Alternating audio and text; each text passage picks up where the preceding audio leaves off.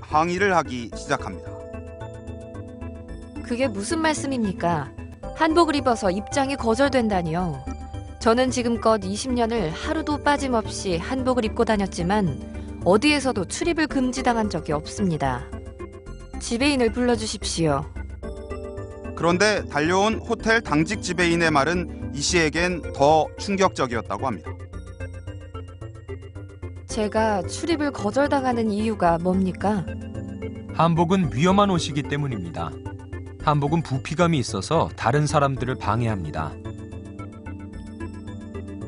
한복에 철사가 있습니까? 송곳이 있습니까? 한복이 위험한 옷이라니요. 지금까지 국내외 많은 식당을 다녀봤지만 위험한 옷이라는 이야기는 들어본 적이 없습니다. 그래도 저희 호텔의 규칙입니다. 한복을 입은 사람까지 출입을 금지시키면 신라 호텔의 정체성은 무엇입니까? 저희 호텔의 정체성은 이름에 있지 않습니까? 신라 말입니다. 특히 한복이 출입금지 옷차림인 트레이닝복과 같은 취급을 당했다는 게 이 씨에겐 더 참을 수 없는 일인 듯했습니다. 한복이 위험하다? 말씀을 드렸습니다. 입는 사람이 조심스러운 옷이지 절대로 남한테 방해를 주는 옷은 아닙니다. 라고 얘기를 했어요.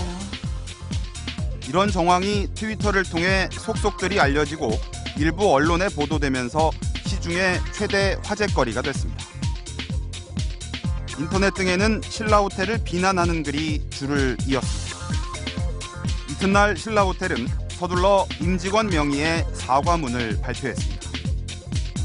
신라 호텔 이부진 사장도 서울 강남에 있는 이해순 씨 작업실로 찾아가 직접 사과했습니다. 지난 1979년 지어진 신라 호텔은 통일 신라의 장식물 등 전통 문화 요소를 건물 곳곳에 반영시키면서 가장 한국적인 호텔로 평가받아 왔습니다. 건축 당시엔 서양식 일변도의 건축 경향과 대조적이라며 언론의 호평까지 받을 정도였습니다. 그런데 한국을 대표한다는 호텔에서 어떻게 이런 일이 벌어진 것일까? 현장 20일 취재진은 좀 더 상세한 경위를 알아보기 위해 신라 호텔을 찾았습니다.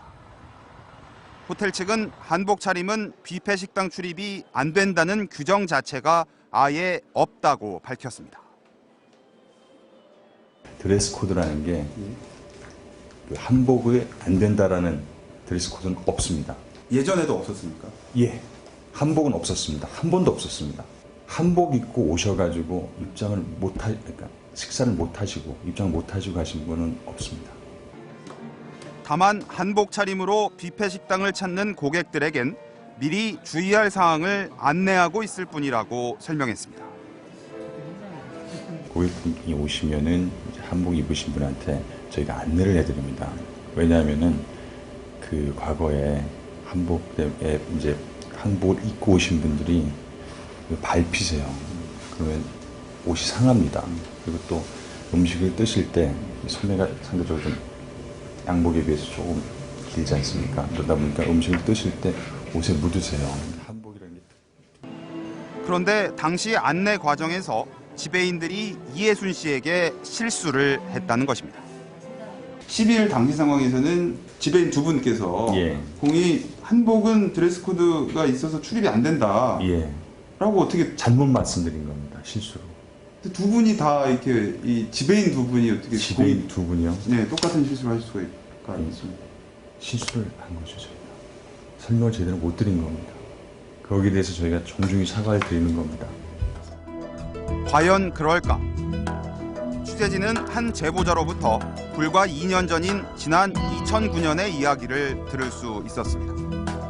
집안 어른의 칠순잔치를 위해 문제의 신라호텔 뷔페 식당에 예약을 하려 했는데 대뜸 한복을 입으면 예약이 안 된다고 했다는 겁니다. 예약하기 전에 그 말씀을 하셨어요. 가족 모임이라고 그러니까 어르신들이 많이 오시잖아요. 그래서 그쪽에서 그런 말씀을 하시더라고요. 한복을 착용하시면 안 된다고 그렇게 말씀을 하시더라고요. 아니, 혹시 한복을 그 당시에는 왜 안 됐다고 설명을 혹시 하던가요? 다른 사람한테